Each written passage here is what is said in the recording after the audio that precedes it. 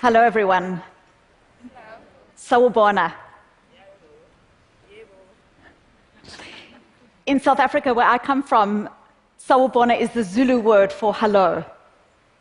There's a beautiful and powerful intention behind the word because sawubona literally translated means, I see you, and by seeing you, I bring you into being. So beautiful. Imagine being greeted like that. But what does it take in the way we see ourselves, our thoughts, our emotions, and our stories that help us to thrive in an increasingly complex and fraught world? This crucial question has been at the center of my life's work, because how we deal with our inner world drives everything, every aspect of how we love, how we live, how we parent, and how we lead. The conventional view of emotions as good or bad, positive or negative, is rigid. And rigidity in the face of complexity is toxic. We need greater levels of emotional agility for true resilience and thriving. My journey with this calling began not in the hallowed halls of a university, but in the messy, tender business of life. I grew up in the white suburbs of apartheid South Africa, a country and community committed to not seeing, to denial. It's denial that makes 50 years of racist legislation possible, while people convince themselves that they are doing nothing wrong. And yet, I first learned of the destructive power of denial at a personal level, before I understood what it was doing to the country of my birth. My father died on a Friday. He was 42 years old and I was 15. My mother whispered to me to go and say goodbye to my father before I went to school. So I put my backpack down and walked the passage that ran through to where the heart of our home, my father lay dying of cancer. His eyes were closed, but he knew I was there. In his presence, I had always felt seen. I told him I loved him, said goodbye, and headed off for my day. At school, I drifted from science to mathematics to history to biology, as my father slipped from the world. From May to July to September to November, I went about with my usual smile. I didn't drop a single grade. When asked how I was doing, I would shrug and say, okay. I was praised for being strong. I was the master of being okay. But back home, we struggled. My father hadn't been able to keep his small business going during his illness, and my mother alone was grieving the love of her life, trying to raise 3 children, and the creditors were knocking.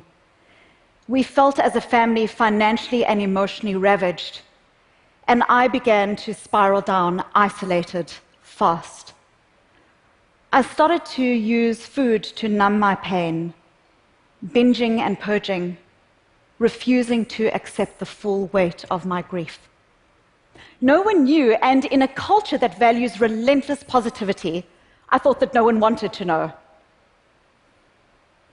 But one person did not buy into my story of triumph over grief. My 8th grade English teacher fixed me with burning blue eyes as she handed out blank notebooks. She said, write what you're feeling. Tell the truth. Write like nobody's reading. And just like that, I was invited to show up authentically to my grief and pain. It was a simple act, but nothing short of a revolution for me. It was this revolution that started in this blank notebook 30 years ago that shaped my life's work, the secret, silent correspondence with myself. Like a gymnast, I started to move beyond the rigidity of denial into what I've now come to call emotional agility. Life's beauty is inseparable from its fragility. We are young until we are not. We walk down the streets sexy until one day we realize that we are unseen. We nag our children and one day realize that there is silence where that child once was, now making his or her way in the world. We are healthy until a diagnosis brings us to our knees. The only certainty is uncertainty, and yet we are not navigating this frailty successfully or sustainably. The World Health Organization tells us that depression is now the single leading cause of disability globally, outstripping cancer, outstripping heart disease. And at a time of greater complexity, unprecedented technological, political, and economic change, we are seeing how people's tendency is more and more to lock down into rigid responses to their emotions. On the one hand, we might obsessively brood on our feelings, getting stuck inside our heads, hooked on being right, or victimized by our news feed. On the other, we might bottle our emotions, pushing them aside, and permitting only those emotions deemed legitimate. In a survey I recently conducted with over 70,000 people, I found that a third of us, a third, either judge ourselves for having so-called bad emotions, like sadness, anger, or even grief, or actively try to push aside these feelings. We do this not only to ourselves, but also to people we love, like our children. We may inadvertently shame them out of emotions seen as negative, jump to solution, and fail to help them to see these emotions as inherently valuable. Normal, natural emotions are now seen as good or bad. And being positive has become a new form of moral correctness. People with cancer are automatically told to just stay positive. Women to stop being so angry. And the list goes on. It's a tyranny. It's a tyranny of positivity. And it's cruel, unkind, and ineffective. And we do it to ourselves, and we do it to others. If there's one common feature of brooding, bottling, or forced positivity, it's this: they are all rigid responses. And if there's a single lesson we can learn from the inevitable fall of apartheid, it is that rigid denial doesn't work. It's unsustainable for individuals, for families, for societies. And as we watch the ice caps melt, it is unsustainable for our planet. Research on emotional suppression shows that when emotions are pushed aside or ignored, they get stronger. Psychologists call this amplification, like that delicious chocolate cake in the refrigerator. The more you try to ignore it,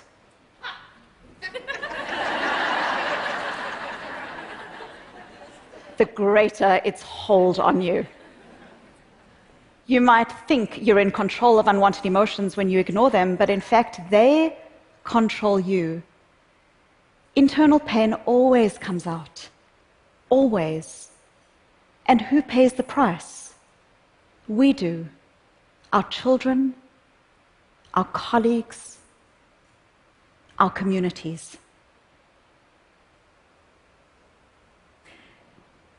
Now, don't get me wrong. I'm not anti-happiness. I like being happy. I'm a pretty happy person. But when we push aside normal emotions to embrace false positivity, we lose our capacity to develop skills to deal with the world as it is, not as we wish it to be. I've had hundreds of people tell me what they don't want to feel. They say things like, I don't want to try because I don't want to feel disappointed. Or I just want this feeling to go away. I understand, I say to them, but you have dead people's goals.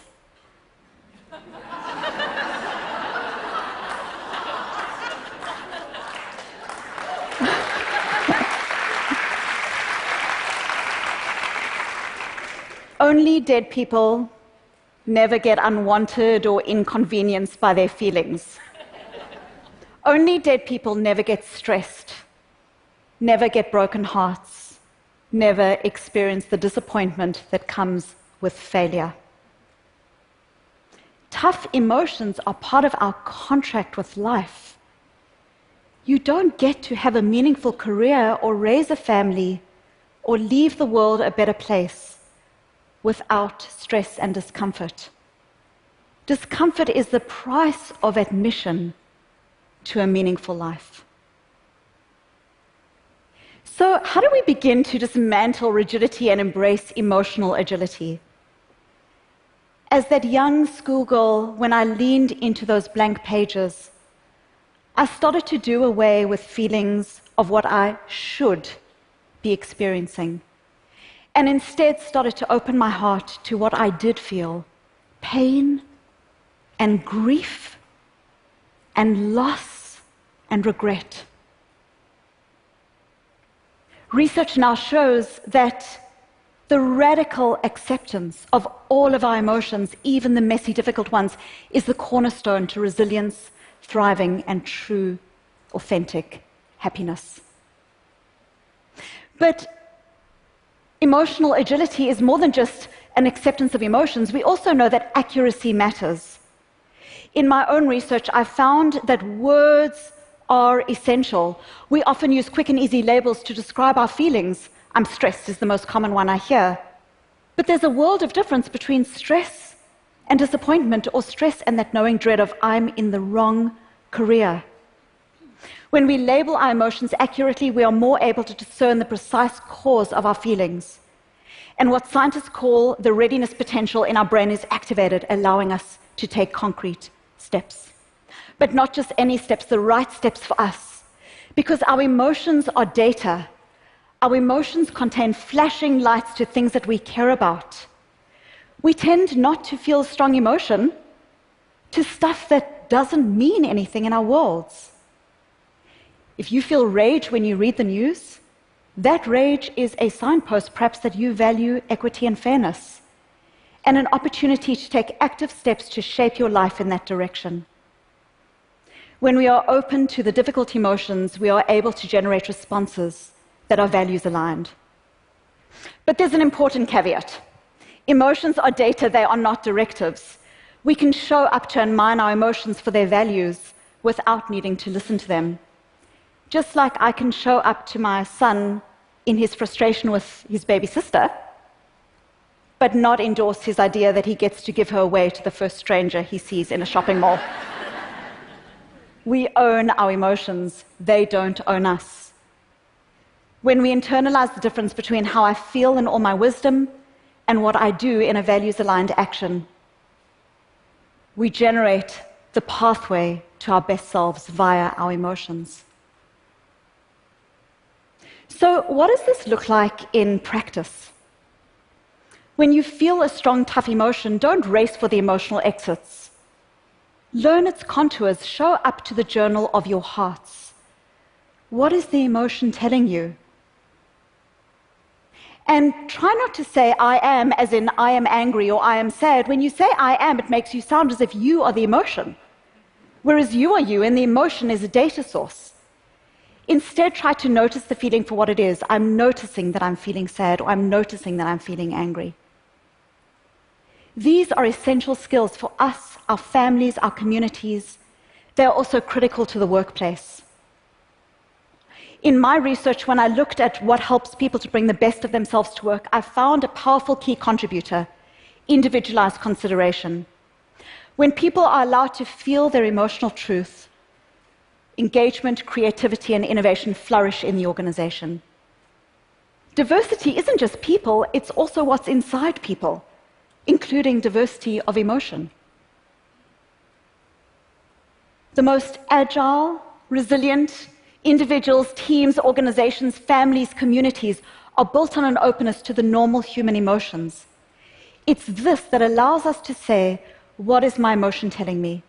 Which action will bring me towards my values? Which will take me away from my values? Emotional agility is the ability to be with your emotions with curiosity, compassion, and especially the courage to take values-connected steps. When I was little, I would wake up at night terrified by the idea of death. My father would comfort me with soft pats and kisses, but he would never lie. We all die, Susie, he would say. It's normal to be scared. He didn't try to invent a buffer between me and reality. It took me a while to understand the power of how he guided me through those nights. What he showed me is that courage is not an absence of fear. Courage is fear walking. Neither of us knew that in 10 short years he would be gone. And the time for each of us is all too precious and all too brief. But when our moment comes to face our fragility in that ultimate time, it will ask us, are you agile? Are you agile? Let the moment be an unreserved yes. A yes born of a lifelong correspondence with your own heart. And in seeing yourself, because in seeing yourself, you are also able to see others too. The only sustainable way forward in a fragile, beautiful world. Sawubona, and thank you. Thank you. Thank you. Thank you.